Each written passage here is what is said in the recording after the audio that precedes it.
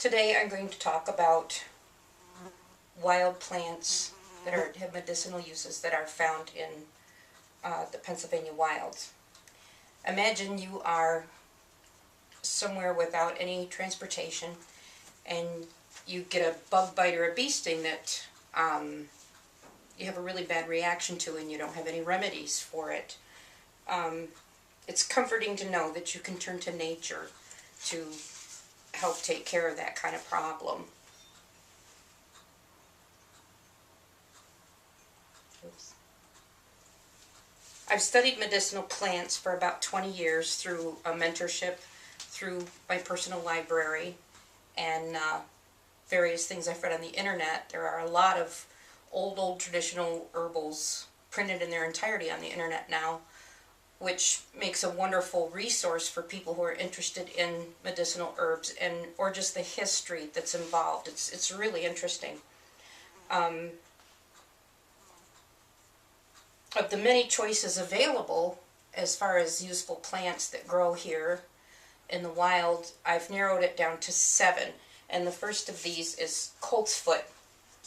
I have the Latin name here, and I'm not going to try to pronounce it. If anybody's interested, they can review the PowerPoint afterwards. Coltsfoot is native to Europe and Western and Northern Asia and North Africa. It was brought to America by the early settlers and spread into the wild. The flowers bloom in the early spring, and it's one of the first plants you see in the spring when the snow goes away. The leaves come out after the flowers are gone. The leaves appear until late in the fall. The uses have always been for external treatment of varicose veins, wounds, sores, bites, and inflammation of the skin. And in Chinese medicine, it's used for respiratory conditions. The second plant I want to talk about today is heal-all, also called self-heal. It's easy to recognize. I know you've seen it a million times.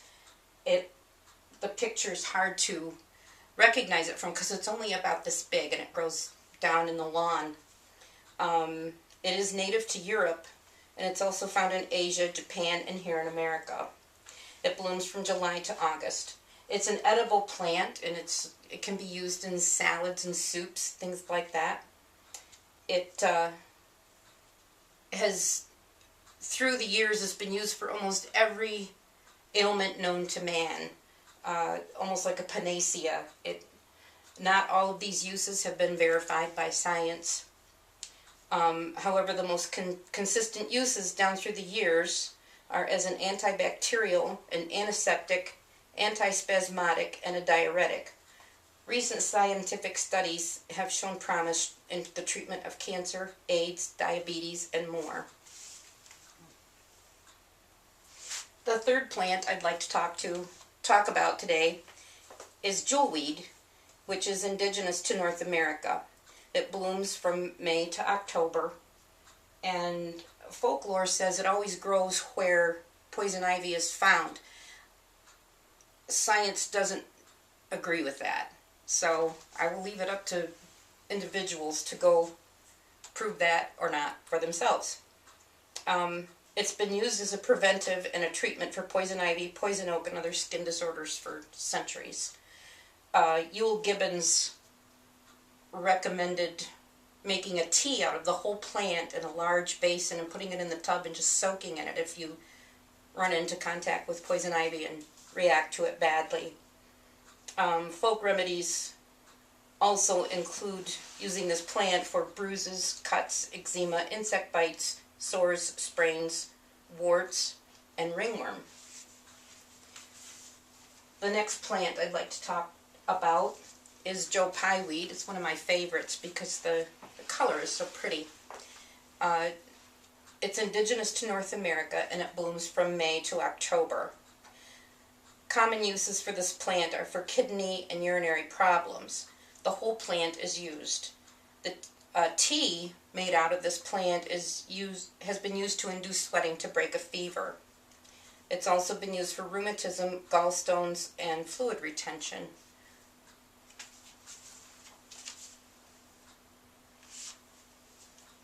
The next plant is the common mullein.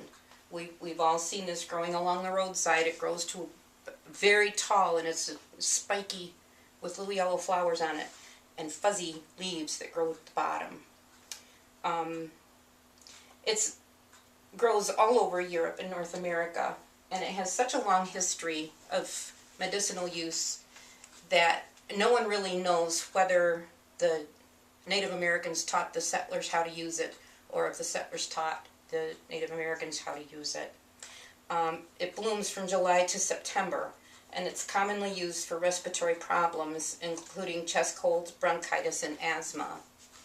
Folklore often says that plants grow near you that you need the most, so if you find mullein growing prolifically out in near your house, it could indicate that you have respiratory problems.